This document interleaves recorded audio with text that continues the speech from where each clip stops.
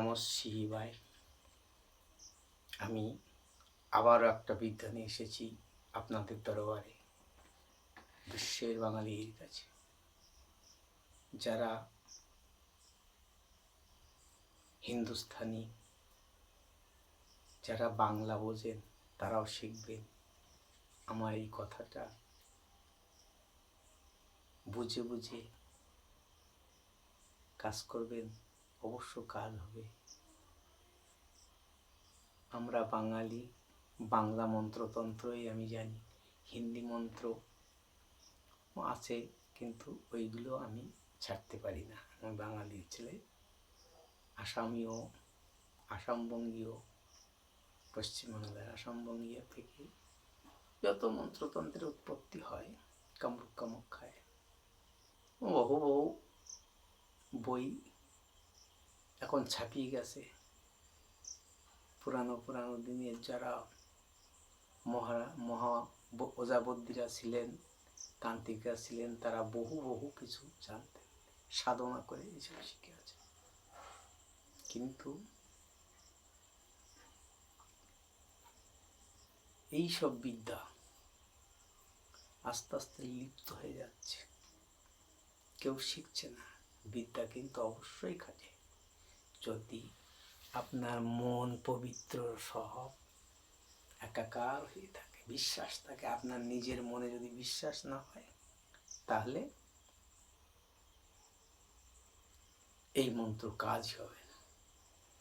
প্রথমে আপনি নিজে বিশ্বাস করুন, অপরকে বিশ্বাস করুন, তবেই তো কাজ হবে। কোনো জ্যোতিষীর কাছে যে বড় বড় প্রধানমন্ত্রী, এমএলএ, এমপি, এনারা যে শুভ লক্ষণ খোঁজে, শুভ দিনক্ষণ খোঁজে, তখন ব্রাহ্মণেরা বা তান্ত্রিকরা কী করে? গণনা করে মন্ত্রভূত করে একটা পুটলি, চেরি, মধ্যে সুপারি, লেবু, লঙ্কা, কত রকম দিয়ে শুভ উদ্বোধন করে বলে যাও এটা এই দিনে করো, এইগুলো করলে আপনার শুভ দিনে আপনার ভালো কাজ হবে।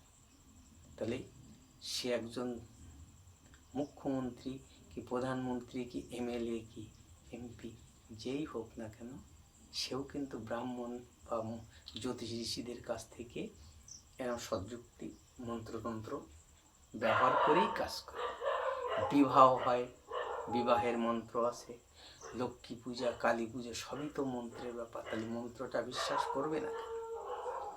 বৈদিক মন্ত্র যার হৃদয়ে থাকে, সে যদি মিথ্যা কথা বলে, তবে তার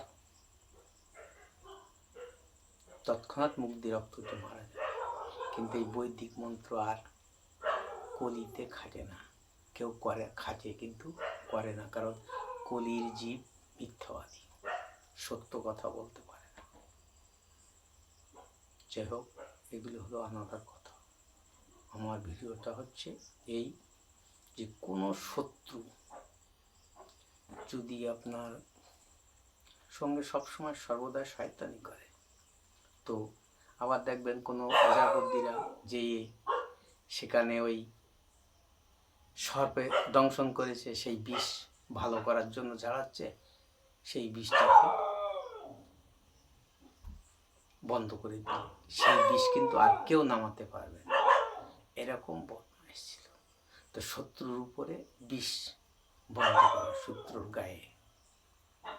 আপনি অনেক বিদ্যা আছে, মহামারী বিদ্যাগুলো আমি দেই না, কারণ ওগুলো গুরুর কাছ থেকে শিখতে হবে। এই বিদ্যাগুলো সর্পচালান দিয়ে আপনাকে দংশন করানো যায়। সেই সর্পের বিষ যদি আমি বন্ধন করি এখানে, তাহলে সেই বিষ আর নামবে না যতক্ষণ আমি না কাটবো। আর যদি ওজাগুরু কেউ থাকেন, তাহলে তো আসুন, ভিডিওটা বেশি বড় করব না, আমি মন্ত্রটা বলছি। এটা হচ্ছে 3টে ঝাঁটার কাঠি নেবে। ঝাঁটার কাঠি মানে ডাবের শলা, ব্যবহৃত, যেটা ঘর বারান্দা ঝাড় দেওয়া হয়, সেই ব্যবহৃত ডাবের শলা 3টে নেবে। নিয়ে একটা গোয়াল ঘরের পিছনে যাবে, যে এক চাবড়া গোবর ওইখানে রেখে, ওতে কাঠি 3টে 3বার মন্ত্র বলে তিনটে কাঠি 3 জায়গায় 3 কোনায় খিল মারবে, বিষ আর কখনো নামবে না যতক্ষণ ওই কাঠি না তুলবে। এমন উপদেশ। এর আরও কর্ম আছে, আরও 3টি কর্ম আছে, সেগুলো বলছি না, আমি শুধু বিষটা বন্ধ করার কথা বলছি। তো আসুন, মন্ত্রটা যে একটা ঝাঁটার কাঠি,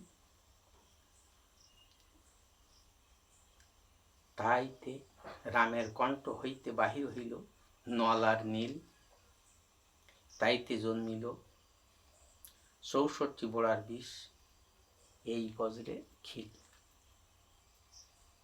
মন্ত্রটা এই যে একটা ঝাঁটার কাঠি লইলাম হাতে, রামের কণ্ঠ হইতে বাহির হইল নলার নীল, তাইতে জন্মিল 64 বোড়ার বিষ, এই বজ্রে খিল। এই বলে 3 বার মন্ত্র বলবে এক একটা কাঠিতে, আর ওই গোবরে বসিয়ে দেবে। এবার 3 ত্রিককে 9 বার মন্ত্র বলে গোবরে বসিয়ে দেবে। যদি তার কোনো বিষ নাও তাকে বিষ চালান দিয়ে দেন, তবু সে বিষ অবস্থায় হয়ে যাবে। ওম নমঃ শিবায় মন্ত্রটি।